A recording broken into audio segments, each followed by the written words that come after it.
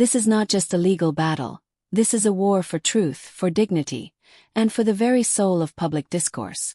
In a stunning turn of events that has sent shockwaves across the media landscape, conservative firebrand Charlie Kirk has launched a jaw-dropping $100 million lawsuit against ABC and the polarizing daytime talk show, The View.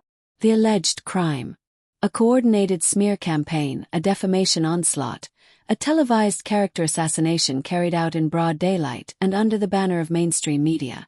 And at the center of this controversy stands one name, one voice, one face: Sunny Hostin, the self-proclaimed truth-teller of The View, the woman who never hesitates to throw ideological grenades, now finds herself in the eye of a legal hurricane that could rip apart the facade of progressivism once and for all. What began as a segment, what started as a casual slander during daytime TV hours, has now spiraled into one of the most consequential legal dramas of our time. Charlie Kirk is not backing down. He's not negotiating. He's not playing polite. He's going all in. Why? Because in his words, this is about the future of conservative voices in America, the right to exist without being publicly tarred and feathered by the elite media aristocracy that parades as journalistic nobility. Let's not mince words. This is scorched earth litigation. In a 200-page legal filing that reads more like an indictment of institutional corruption than a traditional defamation suit, Charlie Kirk lays bare the tactics allegedly used by ABC and its panel of progressive pundits to destroy his name, his organization, and his mission. And Sunny Hostin, she's not just a co-host anymore. She's been named as a primary figure, a direct contributor to what Kirk describes as a campaign of intentional reputational destruction. This isn't about disagreement. This isn't about debate. This is about calculated, premeditated defamation wrapped in applause lines and studio lighting. Kirk's lawyers argue that The View didn't just cross the line, they bulldozed it. And the receipts, they're all in the court documents. Clip after clip, quote after quote, all painting a picture of media operatives using their platform not to inform, not to entertain, but to dismantle an ideological opponent through mockery, misrepresentation, and venom disguised as virtue. And the stakes? Monumental. Because if Charlie Kirk wins, this lawsuit doesn't just end with a payout. It ends with precedent. It ends with accountability. It ends with a warning shot to every network executive, every blue-check pundit, and every smug co-host sipping their latte while tossing rhetorical Molotovs at the right. Kirk's message is clear. You can disagree with me. You can hate my politics. But what you cannot do is lie about me with impunity.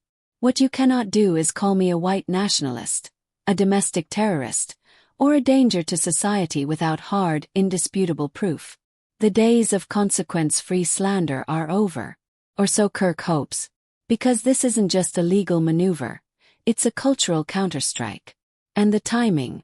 Impeccable. With an election year looming and media polarization at an all-time high, this lawsuit threatens to expose how partisan bias has turned daytime television into a propaganda machine disguised as progressive empowerment. And Sunny Hostin, she's doubling down. No apologies. No retractions. No clarifications. Just more condescension. More ideological posturing. More of the same arrogance that got her named in a $100 million lawsuit to begin with. But here's what's different now. She's not just up against a viral tweet or a conservative blog post. She's up against a federal courtroom. Judge, jury, legal discovery, depositions, cross-examinations, truth under oath. Because in court, applause lines don't matter. In court, smug smiles don't win the argument. In court, it's about facts, evidence, documentation.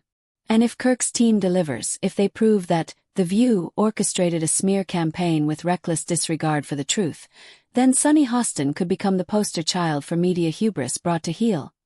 This case isn't just about Charlie Kirk anymore. It's about every conservative voice that's ever been smeared, silenced, or sidelined by media elites who believe their opinions are beyond reproach.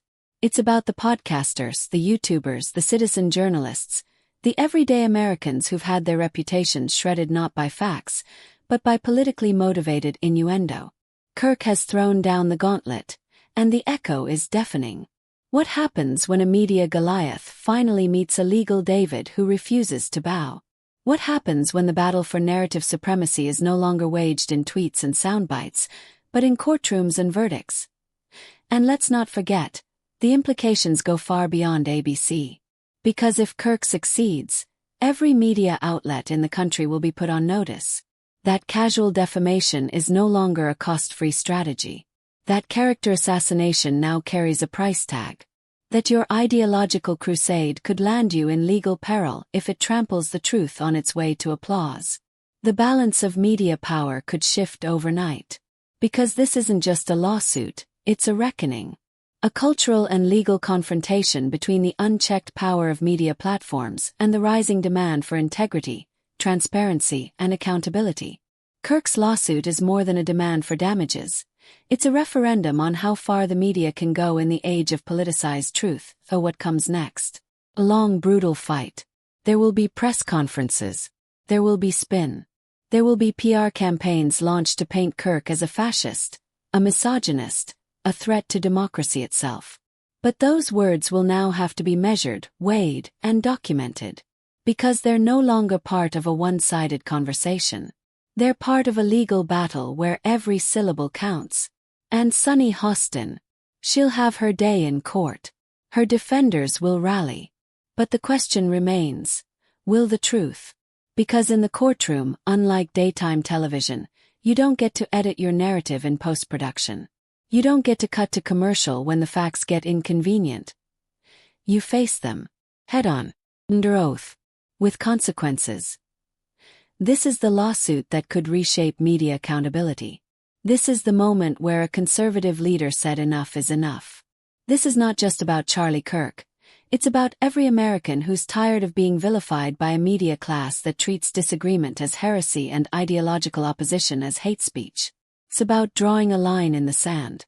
And the message is crystal clear. Lie about us and we will see you in court. The battle lines are drawn. The cameras are rolling. But this time they're not broadcasting a scripted daytime panel. They're documenting a fight for justice. A fight for the truth. And whether you love him or hate him, Charlie Kirk has forced a conversation the media never wanted to have. Conversation about honesty. About ethics. About what happens when propaganda meets the law. This is not the end. This is just the beginning.